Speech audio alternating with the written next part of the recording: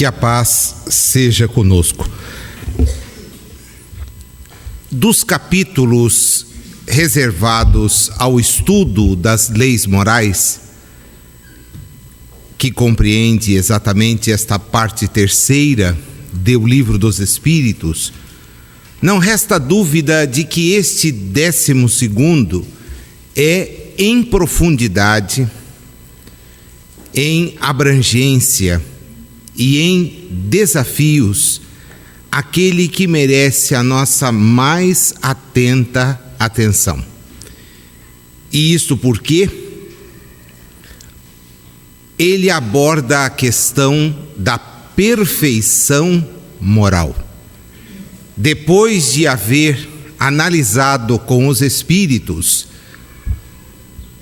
as leis que, a partir de Deus, estão estabelecidas para que o espírito progrida, e tendo a oportunidade de verificar em cada uma daquelas disposições a oportunidade que nos é concedida de compreender não apenas a realidade física, mas a sua realidade precedente e mais abrangente, que é a espiritual, Kardec, de uma maneira bastante aprofundada, quer saber dos espíritos de que maneira podemos atingir a perfeição moral. E isto porque os nossos espíritos estão efetivamente destinados a essa perfeição. Porém, só a atingirão mediante o próprio esforço. A primeira parte deste capítulo envolve questões relacionadas às virtudes e aos vícios. E confesso a vocês que sou tentado a prolongar esse estudo, não fosse o compromisso que temos de vencer algumas etapas dessa nossa jornada. Mas, sendo bastante sincero, cada uma das questões deste capítulo faria jus a um estudo em separado. Nós teríamos só nestas 14 de hoje, 14 encontros. Seria monótono e nenhum de nós está dispensado de fazer o estudo sozinho.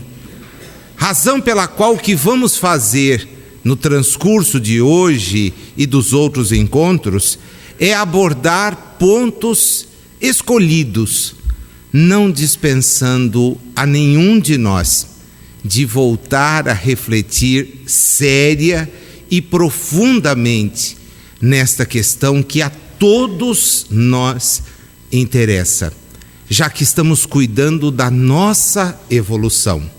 E ela não ocorrerá sob nenhuma hipótese sem a nossa adesão sincera. Portanto, o ambiente de discussão das virtudes presente em Platão, em Sócrates, como o próprio Platão registra, em Aristóteles, discípulo de Platão, e que nos legou obras como as Éticas, a Eudemo e a Nicômaco, presente nos teólogos da Igreja, como Santo Tomás de Aquino, Santo Agostinho, presente nos filósofos da modernidade, como Hegel e Immanuel Kant, é algo extremamente sério e profundo, colocado ao espírito na medida em que o espírito efetivamente quer sair do lugar comum.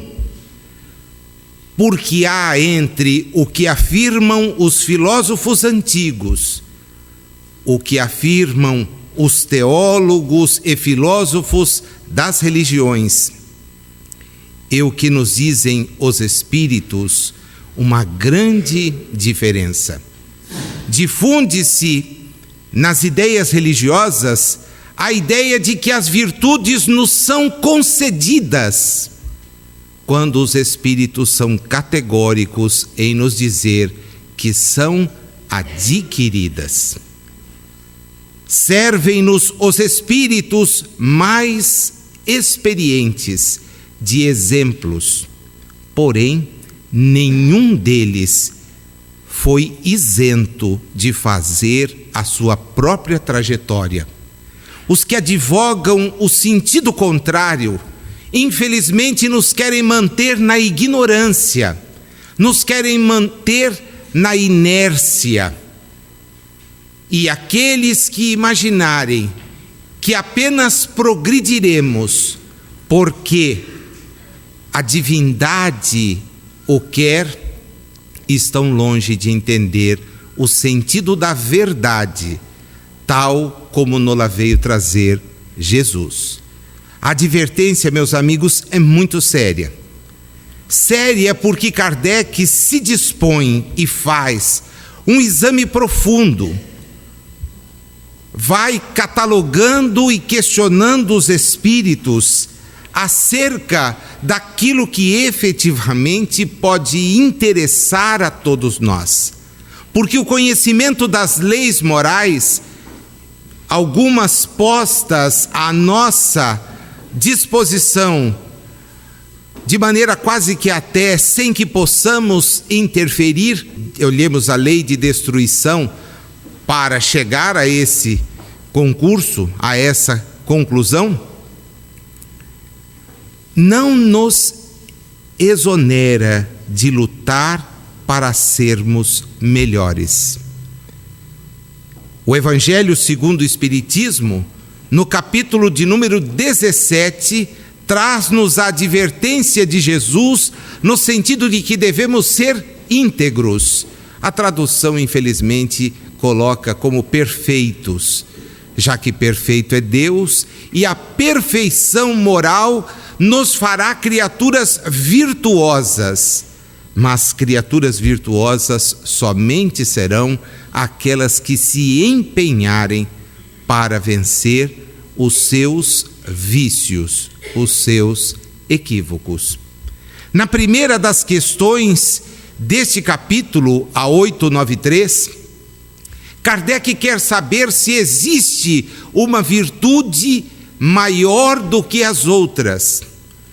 E os espíritos, em consonância com o ensinamento evangélico, a apontam.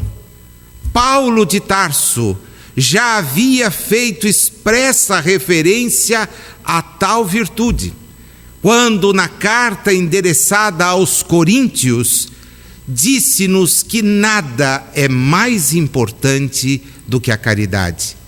Porém, não a caridade material, como nós aqui nas últimas semanas nos empenhamos tanto em destacar, porque Kardec ouve dos espíritos que a caridade verdadeira é a caridade moral. Moral. Aquela que vai de encontro à compreensão do próximo. Toda virtude, dizem os espíritos, tem seu mérito próprio. Todas indicam um progresso na senda do bem. A virtude, sempre que há resistência voluntária ao arrastamento dos maus pendores. Todas as vezes que nós então nos esforçamos para vencer as nossas más inclinações. A sublimidade da virtude, porém, está no sacrifício do interesse pessoal pelo bem do próximo, sem nenhum pensamento oculto. Portanto, a verdadeira caridade é a melhor virtude que todos podemos atingir. Pensar mais nos outros do que em nós mesmos. E aí, eu acho que não precisaria nem fazer algum esforço para ver, ao menos da minha parte, a dificuldade que isto representa. Pensamos sim no próximo, não tenho dúvida, mas pensamos mais nas nossas próprias preferências, pensamos mais nas nossas próprias situações. Justificamos estas nossas situações com N motivos, mas todos eles ainda só demonstram o quanto estamos longe de entender o alcance da verdadeira virtude. Talvez seja essa razão, como dissemos, que levou Kardec a colocar a lei de justiça, de amor e de caridade como sendo o ápice a ser atingido por qualquer um de nós. Porque a sua prática exige uma mudança completa da nossa forma de encarar as coisas. Exige uma mudança completa. Kardec avança para dizer que existem pessoas que fazem o bem espontaneamente e não precisa nem vencer sentimentos que lhe sejam opostos. Eles têm tanto mérito quanto as que se veem na contingência de lutar contra a natureza que lhes é própria e a vencem. Os Espíritos dão então uma resposta que começa a nos delinear claramente o quanto o nosso esforço para eles representa uma busca do progresso. Mas ao cedermos, nós revelamos que o progresso para nós ainda é algo a desejar e não concretizado. Porque na primeira linha da resposta eles dizem: só não tem que lutar quem não realizou o progresso. Quer dizer que se não tem que lutar, o sujeito já progrediu. Quem não precisa lutar está numa condição evolutiva tal que seus atos nos chocam. Mas eles pontuam: eles que estão assim lutaram outrora. Foram pessoas que venceram para que os bons sentimentos prevalecessem, para que as boas virtudes se implantassem. E nós, às vezes, de uma maneira toda equivocada, pedimos a Deus que nos faça obter aquilo para o qual não nos esforçamos. E quando a lei da vida nos coloca diante dos problemas que nós semeamos, qual é a nossa postura? Muitas vezes pedir a Deus que nos livre daquilo que nós mesmos semeamos. Mas como?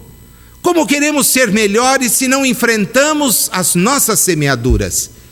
Como queremos ostentar amanhã o título dos velhos guerreiros, como o Espírito responde, dignos, se nunca enfrentamos as batalhas? Como ostentar a qualidade de espíritos maduros se não passamos de crianças que, diante das próprias travessuras, não querem ser censuradas, não querem responder por aquilo que fizeram? A doutrina espírita é essa doutrina viril. Os espíritos insistem nisso. Como ainda estáis longe da perfeição, os exemplos de pessoas que assim agem no bem nos fazem ficar admirados e são raros entre nós. Ficai sabendo, porém, que nos mundos mais adiantados do que o vosso, isso é uma regra. E as pessoas lá, nesses mundos, têm um sentimento do bem tão espontâneo e tão presente, que uma única, prestem bem atenção porque a palavra é essa, única intenção do mal seria monstruosa exceção. E aqui a gente fica chocado quando vê uma única exceção no bem. Mas como perdoou? Eu, no lugar dele, partia para a ignorância. Como aceitou? Eu não aceito até hoje o que fulano, beltrano me fez. Como considerou? Que sangue lhe corre nas veias? Ora, meus amigos, é preciso ser muito infantil para achar que as nossas falsas ideias representem evolução. É preciso ser muito infantil para achar que Deus se dirige pelas nossas ideias. É preciso ser muito infantil para achar que o céu se compra a peso de dízimo. Ignorantes ainda somos quando imaginamos que Deus se pauta pelos nossos equívocos. O que é a nossa justiça? Senão um amontoado de decisões equivocadas, em que injustos jazem em cadeias abandonados, em que pessoas aguardam a solução de seus problemas, em que criaturas batem à porta do que se denomina uma distribuição da justiça para pedir benesses em meio a outros que morrem de fome. Esses são os critérios com que achamos obter o crescimento espiritual. É preciso ser muito criança para continuar a pensar assim. O mundo será melhor quando nossas atitudes forem melhores. E seremos melhores quando deixarmos de pensar tanto em nós como pensamos. Porque a mais meritória das virtudes é a caridade. Posto de lado os defeitos, diz Kardec, os vícios, acerca dos quais ninguém pode se equivocar, qual o sinal mais característico da imperfeição? E aqui vem algo que, se a gente parar para pensar, por isso eu disse que cada questão dessa é um dia inteiro de reflexão, uma existência inteira para buscar correção. O pior equívoco é o interesse pessoal. O pior equívoco é o interesse pessoal. E como é que nós somos movidos? O que nos norteia, a não ser esse desejo de atender às nossas próprias questões? E o Espírito, para se fazer claro, dá um exemplo que acho que a gente nunca mais vai esquecer. Ele diz assim: pega um objeto de cobre, e a gente imagina o cobre, dourado, perfeito. Ponha-o sob uma pedra de toque, é aquela que serve para o atrito. Preste atenção. Quando a pedra de toque chega até lá, vai mostrar do que aquilo é feito. Pode um homem possuir qualidades reais que levem o mundo a considerá-lo homem de bem, mas essas qualidades, conquanto assinalem um progresso, nem sempre suportam certas provas. E às vezes, basta que se fira a corda do interesse pessoal para que o fundo fique a descoberto. E aí a gente vê do que as pessoas efetivamente são movidas. Minha avó usava um ditado muito bonito: por fora, bela viola, por dentro, pão bolorento. A aparência da virtude o apego às coisas materiais, e aqui a gente arrepia, constitui sinal notório de inferioridade, porque quem mais se apega ao que é transitório, menos compreende o seu destino.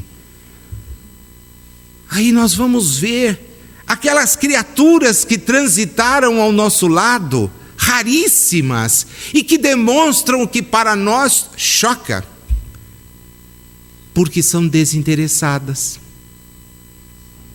Não lutam para obter o que nós muitas vezes sacrificamos anos de nossa jornada. Às vezes sacrificamos milênios de nossa evolução. Oportunidades preciosas que nos convidam a avançar e nós as perdemos. Por quê? Porque fala mais alto o nosso interesse pessoal. Em tudo. Em tudo. A dificuldade. Kardec então pergunta, mas tem pessoas desinteressadas, sem discernimento, que prodigalizam seus haveres sem utilidade real, por lhes não saberem dar emprego criterioso. Tem algum merecimento essas pessoas? Tem o do desinteresse, mas não o do bem que poderiam fazer.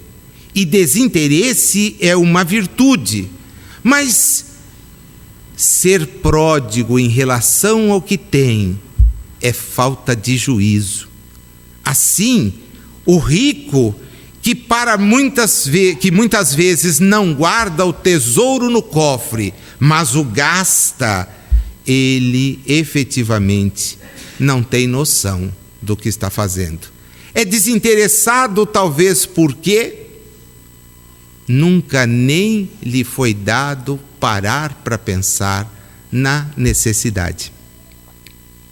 Vejam como eles vão colocando a questão do interesse pessoal, da prática, da caridade, como objetivos que nós temos que alcançar. Eu quero melhorar, sim, mas não é de mãos postas. Tem certeza que se eu ficar orando o dia inteiro não melhoro? Absoluta. Absoluta. Já pensei equivocadamente assim em reencarnações outras. Hoje sou obrigado a admitir o equívoco de tal visão. Isolar-se do mundo, isolar-se das coisas, não estar pensando onde estou, no bem que posso praticar, está longe de representar qualquer progresso que não seja o do egoísmo. Quer dizer que então merece reprovação? Pergunta Kardec. Aquele que faz o bem sem visar a qualquer recompensa na terra, mas esperando que lhe seja levado em conta na outra vida e que lá venha a ser melhor a sua situação? E essa preocupação lhe prejudicará o progresso? Kardec responde o Espírito: o bem deve ser feito caritativamente, com desinteresse. Então, se eu dou pensando em reservar um lugarzinho, dançou.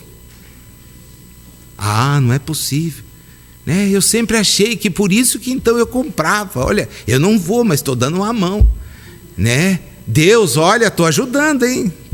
É menos que 1/100ª parte daquilo que eu poderia, mas já é um desprendimento enorme. A hipocrisia.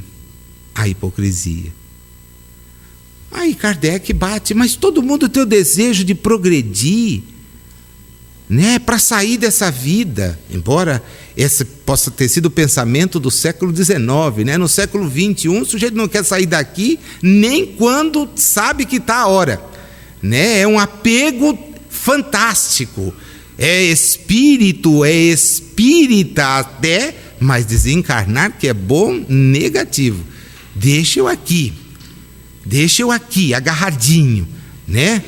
Olha, ele diz, os próprios Espíritos nos ensinam a praticar o bem com esse objetivo. Será então mal pensar que praticando o bem podemos esperar coisa melhor do que temos na terra? E ele responde, olha, cuidado aí, não certamente, mas aquele que faz o bem sem ideia preconcebida, pelo só prazer de ser agradável a Deus e ao seu próximo que sofre, já progrediu. Ele vai poder alcançar a felicidade mais depressa do que o outro seu irmão que faz, mas faz por cálculo. Por cálculo. Vou ajudar, né? Mas o senhor sabe qual vai ser a cobrança. Como ele não se dá por vencido, ele acha que o espírito não está chegando aonde ele quer, ele põe uma terceira pergunta dentro da 897. Não haverá aqui uma distinção estabelecer-se entre o bem que podemos fazer ao próximo e o cuidado que pomos em corrigir-nos dos nossos defeitos? Concebemos que seja pouco meritório fazermos o bem com a ideia de que nos seja levado em conta na outra vida.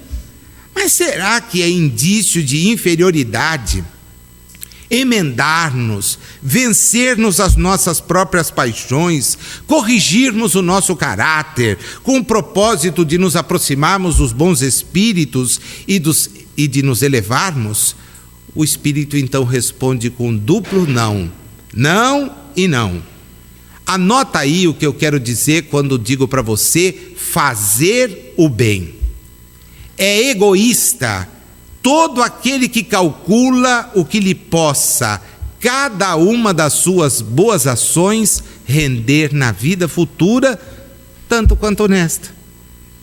E você não acha que Deus quer ao seu lado egoístas? Acha? Se acha, a resposta está fechada. Evidente que não. Portanto, é o desinteresse.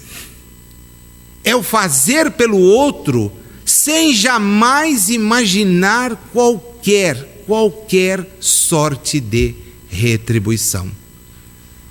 Nazil, não estou conseguindo pegar o espírito da coisa. É fácil. Um homem descia de Jerusalém para Jericó, quando caiu em mão de salteadores. Eles o despojaram de tudo e o largaram ferido à beira do caminho. Passou por ali um sacerdote que, por dever de ofício, já que se anuncia representante de Deus, virou as costas e foi embora.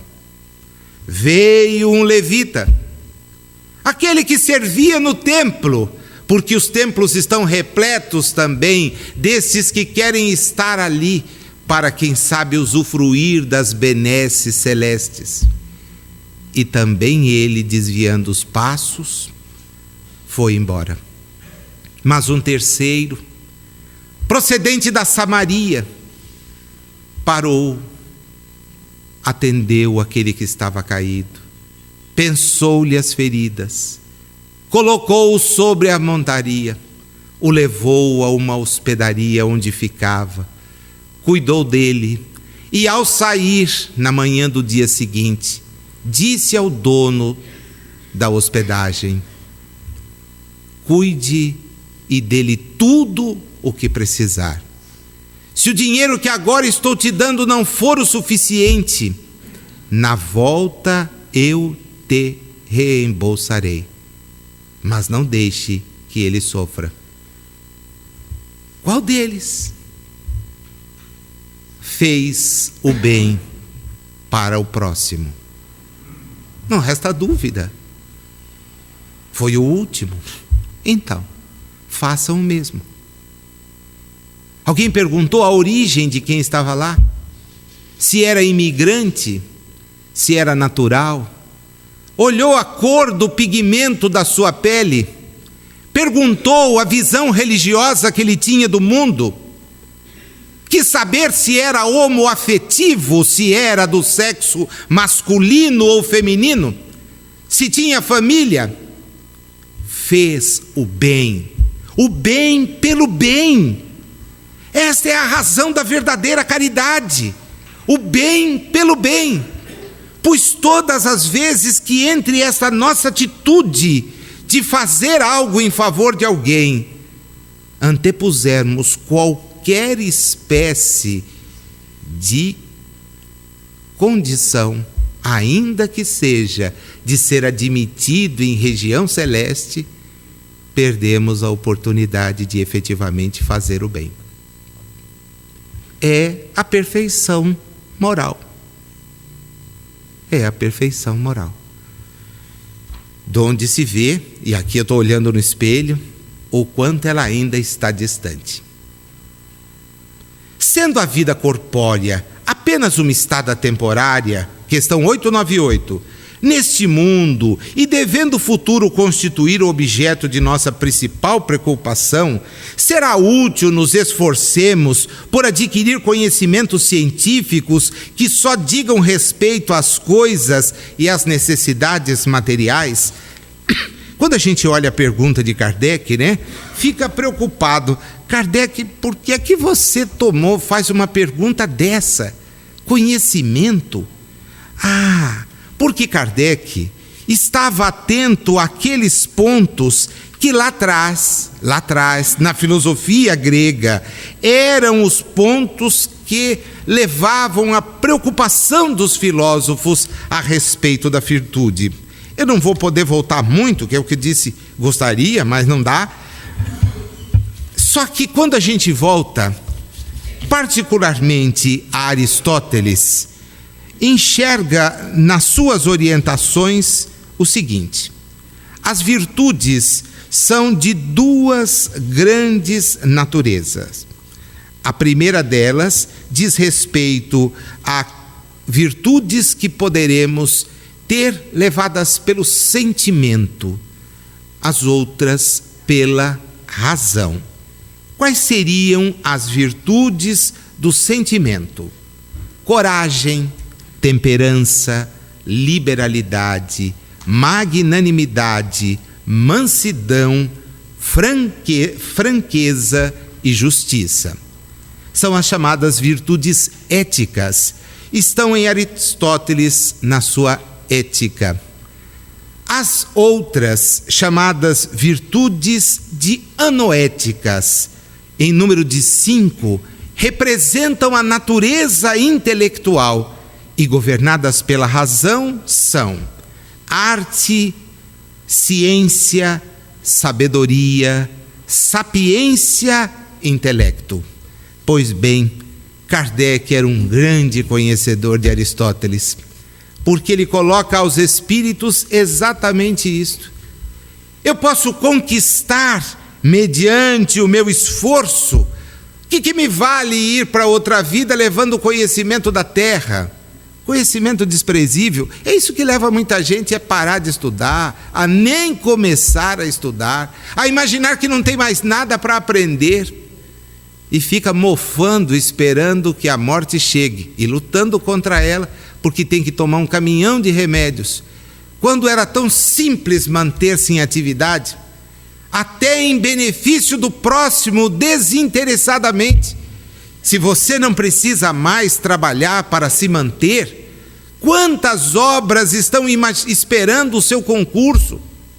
Quantas atividades em favor do próximo demandam pessoas que conheçam e tenham disposição para servir, que abandonem velhos hábitos para se integrar a novas atitudes que podem ajudar nesse processo.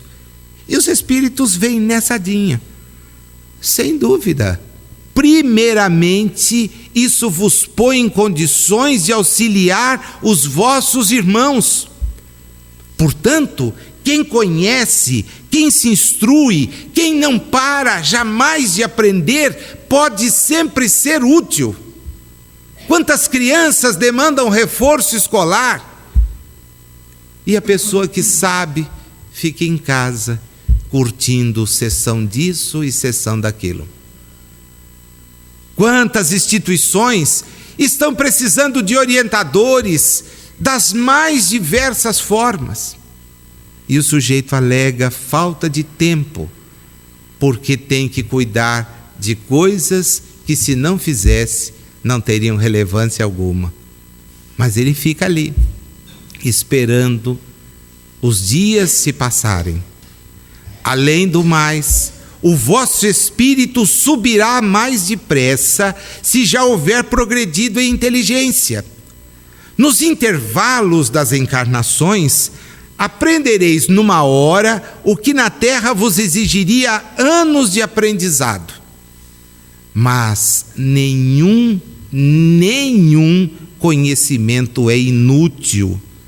Todos, mais ou menos, contribuem para o progresso. Porque o espírito, para ser perfeito, tem que saber tudo.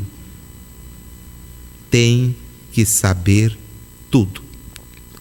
E as ideias novas ajudam ao progresso do espírito. Para a gente ter uma certeza quase que irreversível disto, né?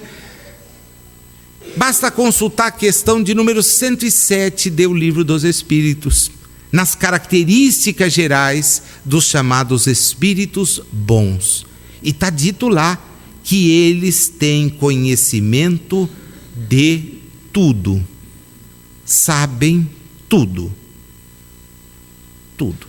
Então eu preciso esperar a realidade espiritual para conhecer mais coisas? Pelo contrário, pode começar agora. Sabe aquele curso que você estava adiando? Porque sabe como é que é, na minha idade, começar alguma coisa? Esqueça-se da idade cronológica. Pense na sua idade enquanto espírito. E, pensando nela, não adie para amanhã o aprendizado que você já devia ter feito antes de ontem. Caia matando. A partir de agora, Kardec coloca algumas questões práticas. É legal porque ver se a pessoa é virtuosa pressupõe comparar algumas coisas. E a primeira delas é sobre a culpa de quem é rico. Qual de dois homens seria o mais culpado? Um que emprega o dinheiro só para si, o que nasceu rico e desconhece a necessidade, ou o outro que do trabalho conseguiu ser rico? A resposta é batata. É mais culpado o que ficou rico no transcurso da existência. E alguém vai dizer assim, mas como? O outro nasceu em berço esplêndido e esse fez um esforço danado para enriquecer. Então, o que nasceu na opulência nunca teve contato com a pobreza. Mas o que foi pobre sempre se esquece dos que estiveram na sua mesma condição e ainda permanece. Aliás, às vezes faz até questão de nem comentar. Lembra quando você morava? Fala, não, esquece, isso foi coisa do passado, né? É verdade, a gente não precisa viver no passado, não, né? Tanto que acho assim uma visão um pouco equivocada, aquele que diz, naquela época, cara, naquela época a TV não tinha cor, o telefone não funcionava, os carros eram carroças. Mas era um tempo tão bom. O tempo bom tem o nome de presente, para que a gente se conscientize do que ele efetivamente é, um presente. E o presente é o hoje, onde o meu espírito precisa conquistar. Agora, se eu passei pela dificuldade, eu não posso esquecer aqueles que nela ainda transitam. Tenho que ser solidário. Aí Kardec faz a segunda questão para os espíritos. Aquele que incessantemente acumula bens, sem fazer o bem a quem quer que seja, achará uma desculpa que valha na circunstância de acumular, com o fito de deixar mais para os seus herdeiros? Porque também essa é uma desculpa. Eu preciso garantir o bem-estar dos meus filhos. Por isso é que eu não posso repartir, né? E o sujeito, então, acumula. A resposta nem merece comentário. Só vou ler, você já entenderá rapidinho. É um compromisso com a consciência má. Quer dizer que acumular para os filhos e não repartir, compromisso com a consciência má. Então, filhos, a partir de agora, parte para o trampo. 901. Vamos ver 2 avarentos, um dos quais nega a si mesmo o necessário e morre de miséria sobre o seu tesouro, ao passo que o segundo só é avarento para os outros, mas é pródigo consigo mesmo, enquanto recua ante o mais ligeiro sacrifício para prestar um serviço ou fazer qualquer coisa útil. Qual é o mais culpado? O que goza, porque é mais egoísta do que o avarento. O avarento já recebeu parte do seu castigo. Não significa que o outro não receberá, mas já recebeu parte, antecipando. Em O Céu e o Inferno, e mais na Revista Espírita, há inúmeras personagens assim. Recomendaria, na Revista Espírita de 1859, no mês de outubro, a leitura do Pai Crepin. É fenomenal. É um sujeito que dorme sobre aquilo que acumulou. Eu não sei se as pessoas ainda são assim, estou imaginando que não, né? Por isso estou dando exemplo lá de 1800 e qualquer coisa. Acho que hoje as pessoas não são assim avarentas, não colocam grades, não se cercam, não põem vigilância. Todo mundo é mais assim aberto, bem mais interessado no bem do próximo. Acho que é um mundo diferente que ficou para trás, né? A gente está aqui pensando errado de todos nós. 902. Então é reprovável que cobicemos a riqueza quando nos anime o desejo de fazer o bem? Olha, tal sentimento é louvável quando for puro. Aí ele deixa 3 perguntas. Não responde, para que a gente responda. Será bastante desinteressado esse desejo? Senhor, a mega-sena está acumulada. Se o Senhor me conceder a inspiração dos números, eu não sei quantos são, tá? Eu prometo que eu vou lá e depois vou ajudar o SEAC. O senhor vai ver, eu termino aquela reforma em 1 ano. E não vai ter um elevador, serão 3. Um lá para o fundo, que é do seu Richard, mas eu vou botar mais 2 lá na portaria. E todo mundo vai chegar no 4º andar numa rapidez imensa. Mas primeiro canta os números, né? Me dá aí o palpite. A pergunta, é desinteressado esse desejo? Segunda, será que não está oculto aí nenhum intuito de ordem pessoal? Será? Terceira, não será de fazer o bem a si mesmo, em primeiro lugar, que cogita aquele em que tal desejo se manifesta?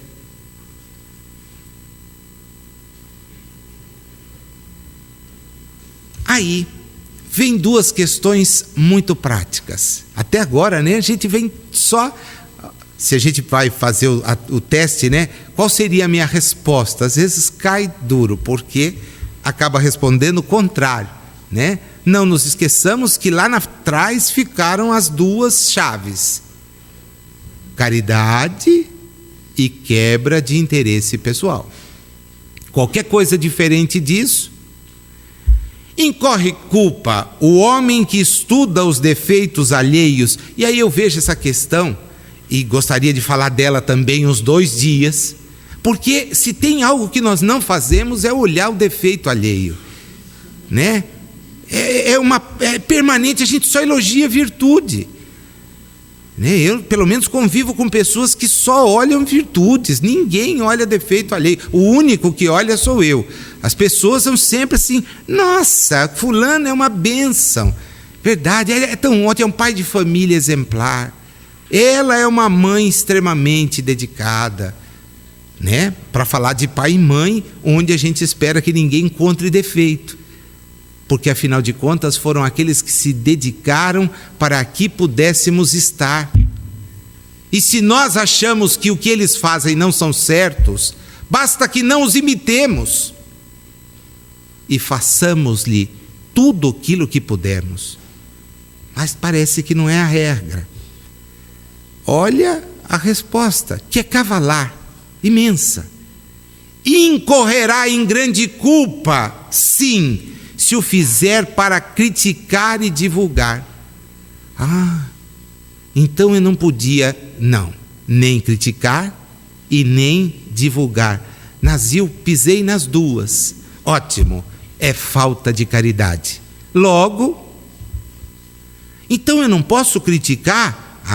Se o fizer para tirar daí proveito, para evitá-los, pode ser de alguma utilidade. Agora presta bem atenção, e nós já lemos sobre isso, já estudamos isso. Qual é um dos pontos da verdadeira caridade? A indulgência. Antes de censurardes as imperfeições dos outros, vede se de vós não poderão dizer o mesmo. Tratai, pois, de possuir as qualidades opostas aos defeitos que criticais. Esse é o meio de ser de superiores a ele.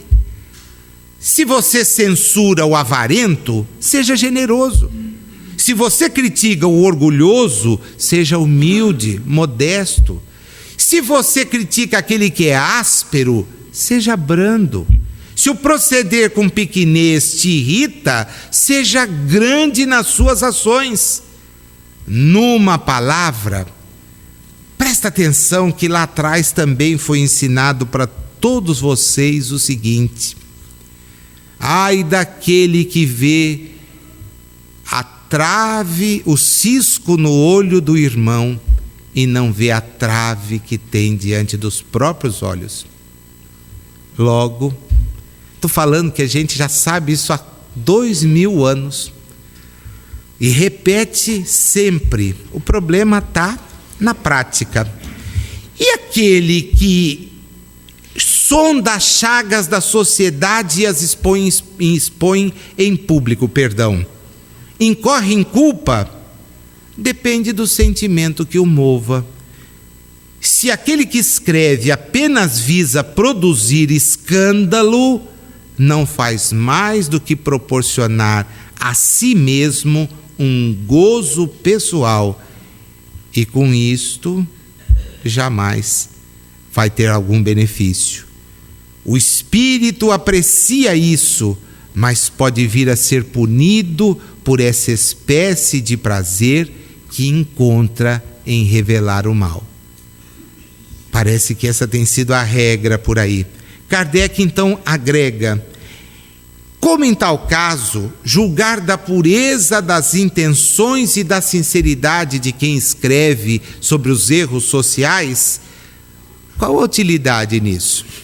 Se ele escrever boas coisas, aproveitai-as. Se proceder mal, é uma questão de consciência que lhe diz respeito exclusivamente. Presta bem atenção. Se o escritor tem empenho em provar a sua sinceridade, apoie o que disser nos exemplos que dê. Portanto, a crítica pressupõe sempre agir em sentido contrário. Sempre em sentido contrário. E também aqui tem um exemplo pessoal fantástico de alguém que, me transportando numa das viagens aí numa cidade, criticava a corrupção dos políticos, né? Com o que também todos nós concordamos. E ele era categórico. O senhor sabe, o senhor está vendo? Foi perfeito. Aí, para desviar o assunto, o trajeto não era perto, eu ia ter que ouvi-lo falando aquela cantilena, né? E falar mal, é lugar comum, todo mundo está fazendo isso. Eu falei, bom, vamos mudar. E como é que está essa história de radar aqui? Nossa, um problema. É cheio de multa. Eu mesmo estou aqui com um problema danado. Eu falei, verdade. Eu tive várias multas injustas. Eu falei, bom, eu já tive algumas, mas nenhuma foi injusta, né? Em todas eu estava errado, mas é problema meu, vamos em frente. Eu falei, então, mas eu estou arrumando alguém que vai quebrar as multas. Não aguentei. Parei, falei assim, o senhor está criticando a corrupção dos políticos? Ele falou assim, é uma vergonha, não é? Falei, é. Subornar o funcionário para aliviar as multas não é corrupção? Ele olhou para mim, eu preciso trabalhar, né? Falei, tá bom. Não ia compreender o alcance. Dali para frente não respondi mais nada e fui até o destino. Sem problema nenhum na viagem? Nenhum. Me entregou no lugar, né? Não senti dor nas costas, paguei direitinho, pedi recibo. O senhor vai querer, preciso do recibo. Preciso, né? Prestar contas, nem que eu não peço o reembolso, preciso do recibo. Agora, se eu corrompo, como é que eu posso criticar? Se eu peço vantagem, como é que eu posso censurar? A hipocrisia que nós não podemos fazer. Kardec, na 905, fala a respeito de pessoas que publicam belíssimas obras de moral que auxiliam o progresso da humanidade e eles próprios não tiram proveito. Como espírito, o sujeito vai tirar alguma coisa, né? Fala aqui na tribuna, etc., mas não aplica. Tira algum proveito de ter falado? Nenhum. Moral sem ação é o mesmo que semente sem trabalho. De que serve a semente se não der frutos? Grave é a culpa daqueles que disponham de inteligência para compreender e não pratiquem aquilo que anunciem. Termina o nosso capítulo com a questão de número 906. Será passível de censura o homem por ter consciência do bem que faz e por confessá-lo a si mesmo? Pois que pode ter consciência do mal que pratica, do bem igualmente deve tê-la, a fim de saber se andou bem ou mal.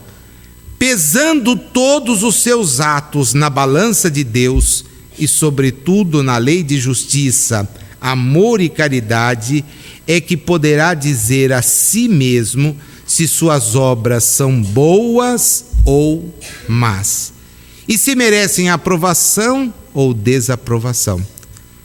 Não se lhe pode, portanto, censurar que reconheça haver triunfado dos maus pendores e que se sinta satisfeito, desde que, acho que dá para completar sem ler, né?